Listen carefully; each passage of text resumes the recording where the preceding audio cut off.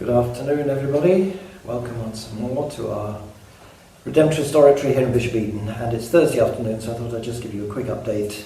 We're getting ready for the great feast of Pentecost on Sunday, which brings to an end the great season of Easter. And of course, at the moment, we're also taking part in the 9 days between the Feast of the Ascension and the Feast of Pentecost, the Novena. And I must say, it seems to me to be going really well with all the different parishes playing their part. So I hope you're taking part in that, and if you're not, it's never too late to join the Novena. Okay, talking of that, I just want to clarify for everybody, and I hope you did get this worked out. I think there was a little bit of confusion last week because we also had the extra Mass of the Ascension, and in case anybody got it wrong, the Mass where I remembered all the first communicants was of course the weekend Mass, which was actually the Mass of the 7th Sunday of Easter. So if the children were wondering why their names weren't mentioned on the Ascension Mass, it was because we celebrated it a couple of days before they would have been making their first communion. So hope that's clear now. And then next Sunday we'll be remembering the other 35 children from St Mary's who made their first communion. So look out for the Mass for the Feast of the Most Holy Trinity. So a week on Sunday, Feast of the Holy Trinity, the last group for First Communion. Okay, so hopefully that's all clear. Now, we're moving into a phase where the Church is beginning to plan for the future. As you know, at the moment the government's saying that churches will probably be able to reopen at the beginning of July. I think we're still hoping it may come a little bit earlier than that, but I'm not so sure. However, we have been asked, first of all, to analyse the situation in our churches, both here and at St Mary's. So I've worked away on that and discovered how many people with the necessary distancing we could get into the church at any one time. It isn't really terribly many. As you know, Bishop Eton's not that big a church. And surprisingly, considering the size of St Mary's, which I always think of as a much bigger church, by the time you work it out with the tape measure and all the rest of it, it's pretty well the same. We're talking roughly 70 people in each church at any one time. So how this is all going to work, I've no idea. We're going to need people to help steward, even if it's simply during times when the church is open for private prayer, and how we're going to celebrate the Eucharist and for whom.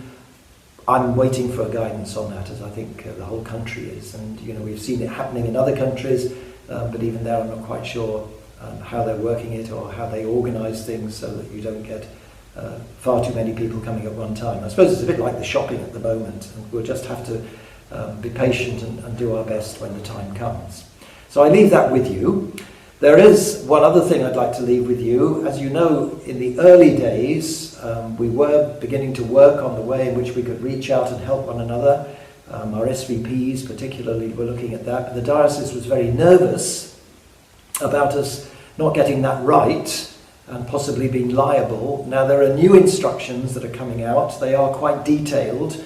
So for those of you in the SVP or anybody else interested in working with the SVP, apparently you could become a sort of temporary member if you wished, and obviously we'd have to work out how that's done, or work alongside Nugent for reaching out to people in the parishes. So again, I can't really go into detail now. We're going to put all the details up from the diocese on the websites, and I would simply encourage you to have a look at that.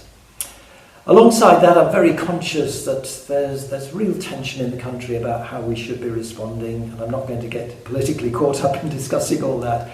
But I am aware that for many of us, it is a challenge to know precisely what we could or should be doing. I suppose caution is the great key word at the moment, that we don't kind of rush into things and make a mess of it.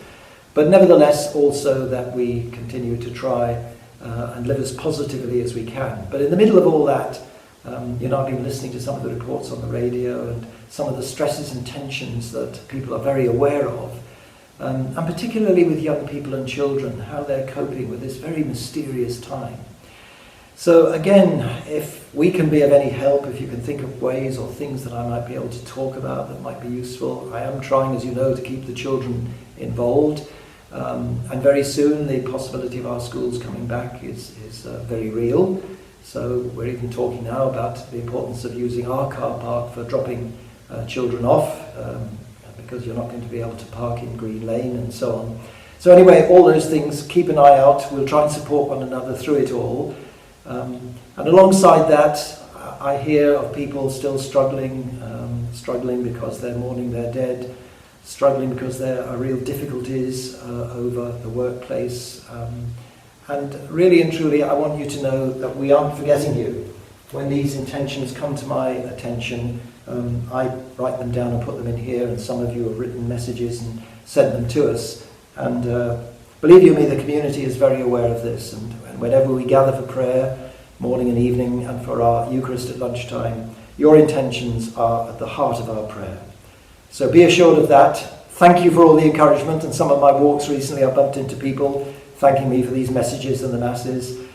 We all need a bit of encouragement from time to time, so thank you for that. And we'll carry on trying to support you in every possible way.